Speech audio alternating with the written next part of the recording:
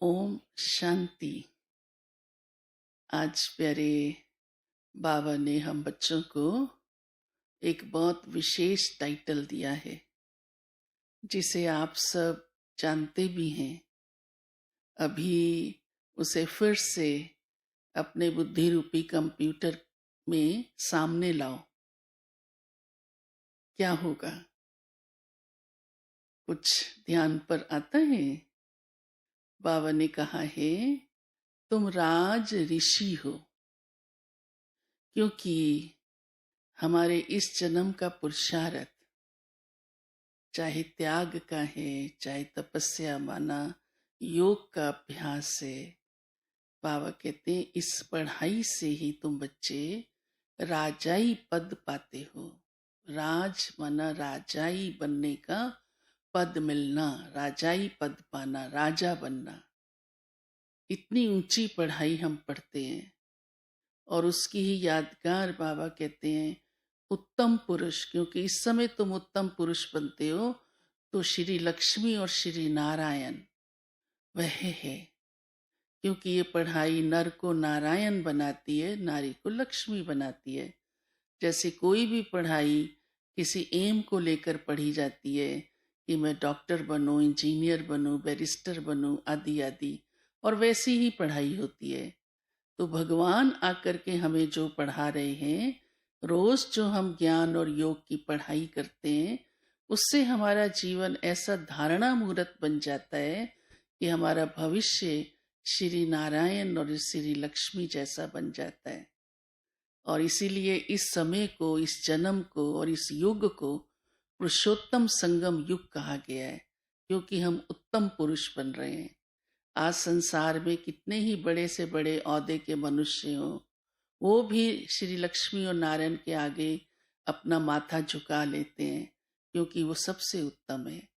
तो हम कितने भाग्यशाली हैं कि भगवान की हम ये पढ़ाई, उनके द्वारा पढ़ाई हुई रोज पढ़ते हैं, मुरली क्लास करते हैं, योग क्लास करते हैं और उन सारी बातों को अपने जीवन में धारण करते हैं।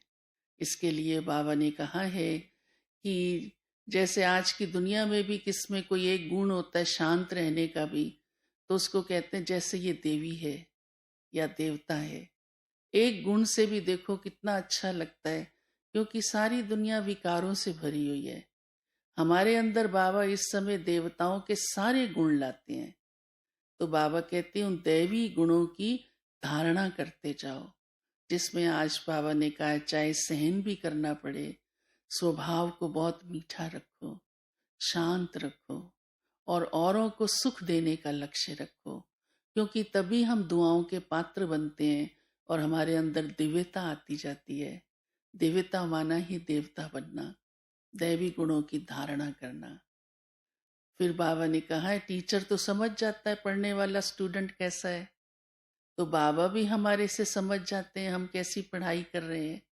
ऐसे नहीं है हम ऐसे ही सोचते रहे मैं तो बहुत अच्छा पढ़ रही हूँ, परंतु वास्तविक रिजल्ट क्या है।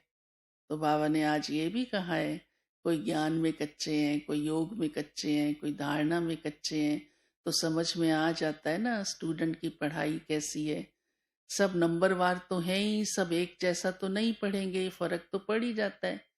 लेकिन हमको ये ध्यान रखना है कि सचमुच में भगवान की पढ़ाई जो श्रीमत मुझे रोज मिल रही है, उसका मैं अच्छी तरह से सहज है, जो कि कठिन नहीं है। भगवान कोई कष्ट नहीं देने आया है और ही हमको बहुत प्यार से रोज पढ़ाता है, मीठे मीठे लाडले बच्चे कहता है। बाबा कहते हैं इस समय आप सतो प्रधान बन रहे हैं, इसलिए अपनी बुद्धि को भी सब तरफ से हटाओ, क्योंकि ये कलयुगी दुनिया है। बुद्धि को एक बाप की तरफ लगाओ, तो फिर आत्मा के अंदर शक्ति भी आती चली जाती है। फिर बाबा ने कहा मैं तुम्हें 84 जन्मों का ज्ञान देता हूँ, आदि मध्य अंत की सारी स्टोरी सुनाता हूँ, उसे बुद्धि में रखो, उसका चिंतन चलाते रहो, तो बुद्धि सहज सतो प्रधान बनती जाएगी और ज्ञान की धारणा भी होती जाएगी। और साथ साथ बाबा कहते हैं औरों को भी आप समान बनाओ। जैसे आपने अपने जीवन में ज्ञान को धारण किया है और सब कुछ समझ लिया है, तो औरों को भी ये अवसर मिलना चाहिए, और वो हम बच्चों का ही काम है। तो ये भी बाबा कहते सेवा आप बच्चों को करनी है।